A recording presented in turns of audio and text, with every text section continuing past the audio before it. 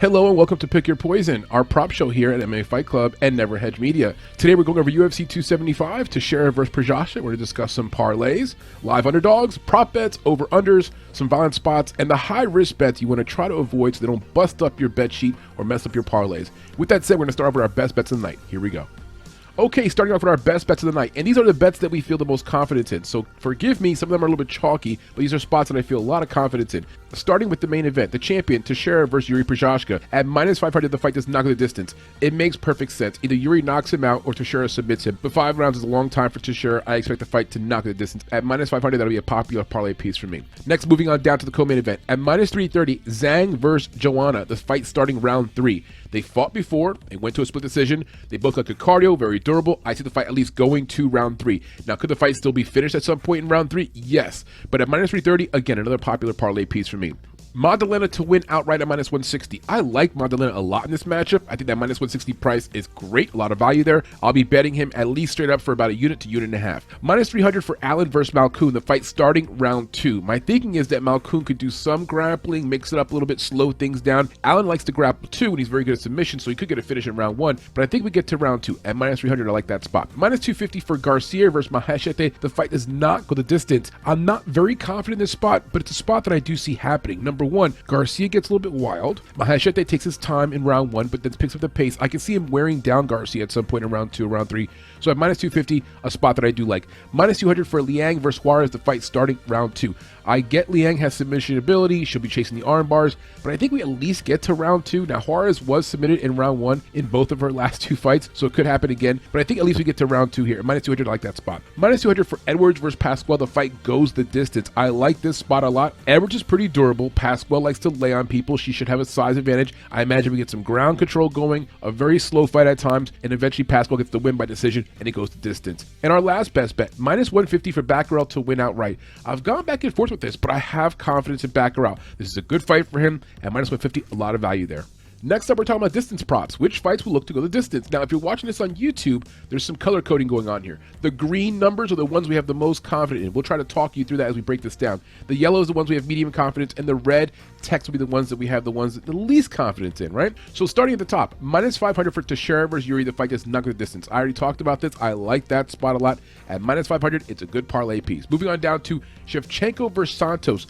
The fight does go to decision. It's minus 120. That's listed in red because I'm not very confident there. I could see Shevchenko finishing her. I could see Santos upsetting her as well and finishing her. It is 5 rounds. It's a long time. Usually those fights don't go the distance, but it is women's bout. They are closely contested. They're in very good shape. So I'm going to predict the fight does go the distance, but I don't have a lot of confidence there. Minus 225 for Zhang versus Joanna. The fight does go to decision. A lot of confidence in that spot. If you're watching this on YouTube, you can see it's in green. They fought already before. It went to decision. Split decision. I expect it to be another close fight again. I like that spot. Minus 175 for Magdalena versus Emev. The fight does go to decision. My thinking is simply this. Emev likes to grapple, likes to wrestle. He'll look to get some control time. Magdalena will rough him up at times and probably have the better strikes. Can he finish Emev? Not so sure. So I think the fight does go to decision, but I'm not confident in that spot. Moving on down to Allen versus Malkoun. The fight does not go to decision. Pretty simply, I think Allen gets a submission here at some point. At minus 200, that's a medium confidence spot. Choi versus Kulabao. Not very confident in this fight at all. Don't know what to expect. I think Choi wins the fight. I think it goes to decision. At minus 110, it's a pick-em price. I'm not confident there, but I think the fight does go to decision. Garcia versus Maheshete. The fight does not go to decision. We talked about this already. I think Maheshete wears down on Garcia after round 2, round 3. At minus 250, a bit chalky, and I'm not confident in that spot. Moving down to Fiallo versus Matthews. The fight does not go to decision. Pretty simply, Fiallo has thunder hands. At minus 160, I have medium confidence in that spot, but I think Fiallo finishes that fight. Baccarat Dana versus Kang. The fight does not go to distance. Again, we're betting on Dana Baccarat to have some violence here. At minus 120, not a great spot, but it's a good value spot. I have medium confidence there. Moving on down to Juarez versus Liang. The fight does not go to decision. It's minus 260. We're banking on Liang to get a submission of some kind in round 1 or round 2. At minus 260, it's surprising. You don't usually see that price around women's fights. Nonetheless, it's a medium confidence spot. And moving on down to the first fight of the card. Edwards versus Pasquale. The fight does go to decision. It's minus 200. I love that spot. I'll be playing that spot. I think Pasquale drags the fight out to full 3 rounds and gets a decision win here. All right, moving on to some violence props that we like. Plus 330 for Teixeira to win by submission. Yes, he's an old man. He is a defending champion. He's a submission guru, BJJ master. Prochazka gets a little bit wild at times. I could see Teixeira defending his title with a submission win sometime in round 1 or 2. Now, later in the fight, all bets are off. But round 1, round 2, when Teixeira is still somewhat fresher, has a chance to swoop up a submission of some kind. I could see it happening. I like that spot. I would play that. Not too aggressively, but I'll put something on that. Minus 135 for Prochazka to win by TKO. The books clearly expect him to knock out the champion. I think that's his path to victory as well. I don't see Prochazka going 5 full rounds and being technically savvy enough to do the right thing for 5 full rounds and get a decision. Over the course of 5 rounds, he will make some mistakes. It'll come down to Teixeira take advantage of those mistakes. Will Teixeira have enough in the gas tank? Will he start showing his age? But it shows you the books think that Prochazka will win by TKO. Moving down, Montelena via TKO at plus 275. Love that spot. I think at some point he starts to rough up Emev. Can Emev survive it, go the full distance? He's been a distance a lot of times recently, so maybe he can do that. But Montelena, man, he's a junkyard dog. I think he gets to Emev at some point. I like that spot. Plus 150 for Allen to win by submission. Much like the Prochazka prop we just talked about, not a lot of value here. The books obviously expect Allen to attack some submissions and probably get it at some point. I'm not going to play it, but it's a likely outcome. Plus 265 for Machete to win by TKO. I like that spot. Still some unknowns about this young fighter. He looked good in Dana White Contender Series. I think he has the power and the size advantage, and Garcia just not impressed. So I could see him finishing Garcia at some point. Plus 105 for Andre Fialho to win by TKO. No surprise there. And much like Allen and much like Prochazka, the books have assigned a number here that's not very favorable. You're pretty much getting pick-em money for a specific finishing prop, but Fialho's got a lot of power. The books expect him to finish Matthews at some point. Now, same fight. Plus 600 for Matthews to win by submission. Look up his Tapology. He's got some submission wins. Fialho could get tired in round 2, round 3. Not surprised. At plus 600, I'll be playing that spot. Plus 180 for Dana Baccarat to win by TKO. Pretty simply put, he's got power in his hands. Had a hiccup in his last fight. Can Kang survive for full 3 rounds? Maybe he can. He's a wily veteran. But Baccarat most likely touches him at some point, and we'll see if Kang can handle it. Plus 180, I don't love the spot, but I'm not going to be surprised if Baccarat gets the win here via TKO. And moving down to the second fight in the card, Na Liang at plus 160 to win by submission. Surprised we don't have more value here. Again, the books are suggesting that they do expect her to chase some submissions and maybe win by submission. At plus 160, I'm not going to bet it. It's a women's fight, lower level, specific winning prop, and you're only getting plus 160 on it. So I'm not going to play it, but I just want to put it out to you guys. And moving on to the first fight in the card, plus 215 for Juarez to win by TKO. I picked Pascual to win the fight by decision. My thinking is that Juarez does have some power, and Pascual does get hit in the face a lot like we saw in her last fight. So maybe Juarez can come in here and get upset with a plus 215 spot for a TKO. And those are the violence props you want to look at for UFC 275.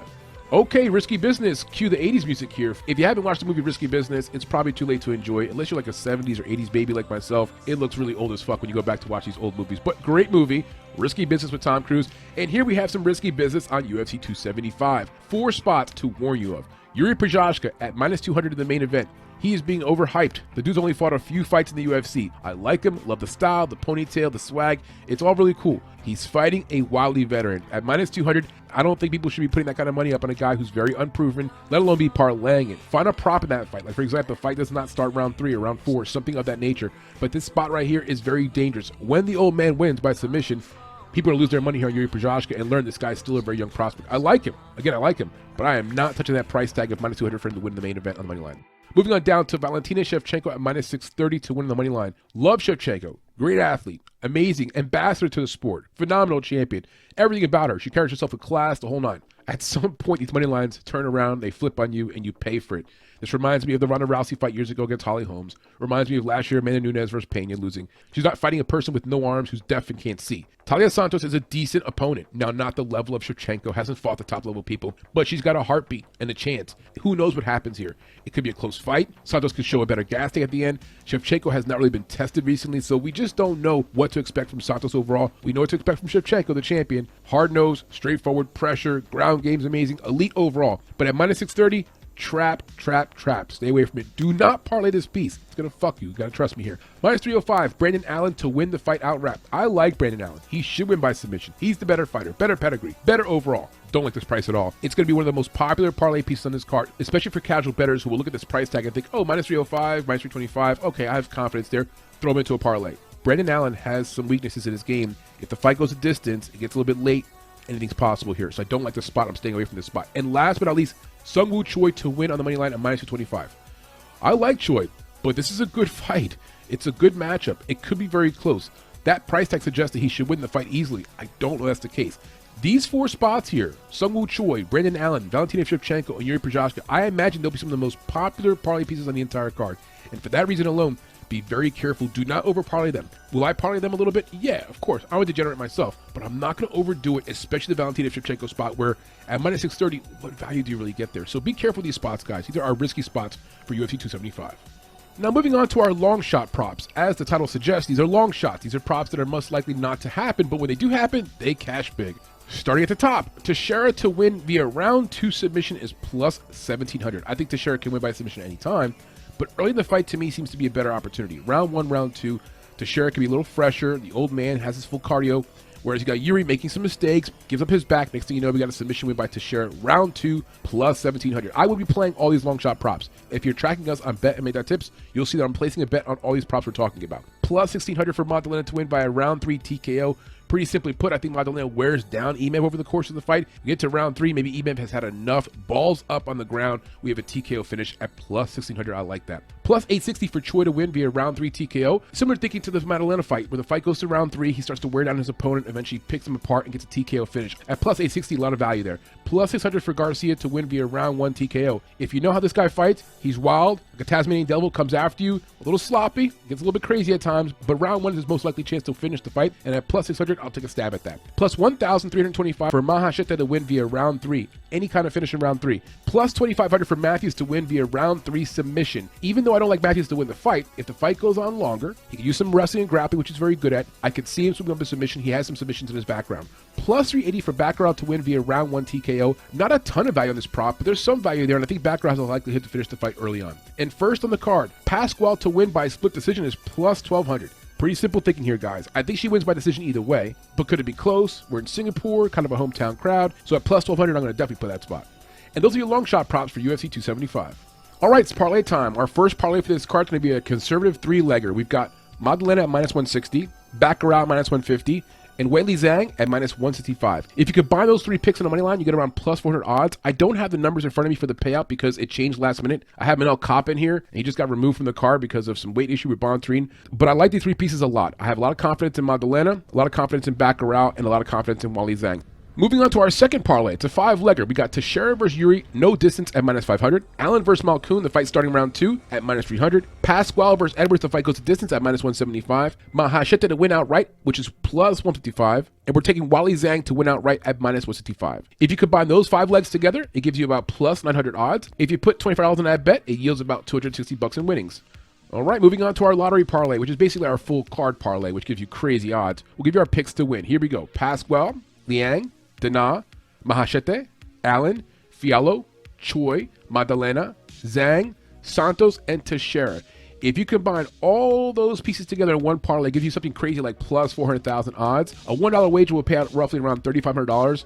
I always encourage playing the lottery parlay. It's just a $1 bet, $2 bet, $3 bet for the full card, and who knows, you get a winner, you win a few $1,000s, right? Okay, before we wrap things up here at Pick Your Poison, I want to go over the live underdogs to consider on this card. At the top, Glover Teixeira and Taila Santos. Both of them have a shot to win. A lot of plus money there for Santos. Moving down to the prelim card, I like Mahashete, Liang, and Pascual. All 3 live dogs in my opinion. Though I wouldn't put anything past Jake Matthews, Joshua Kulabau, Jacob Malkoun. All chances for them to win as dogs. But the dogs that I like the most are Mahashete, Na Liang, Pascual, Taila Santos, and Glover Teixeira. All right, boys and girls, thank you for joining us here at Pick Your Poison for another episode as we broke down UFC 275. We hope you guys enjoy the event, and just a general reminder, pay attention to your bankroll, guys. Don't overextend yourself. It's nice to bet, it's nice to win. It's no fun having to redeposit into your account. Manage your bankroll, bet with caution, sprinkle some of these long shot props, put a few parlays together, but don't overdo it. You want to enjoy the fights, right? Okay, guys, we'll see you guys next week, and enjoy UFC 275. Deuces.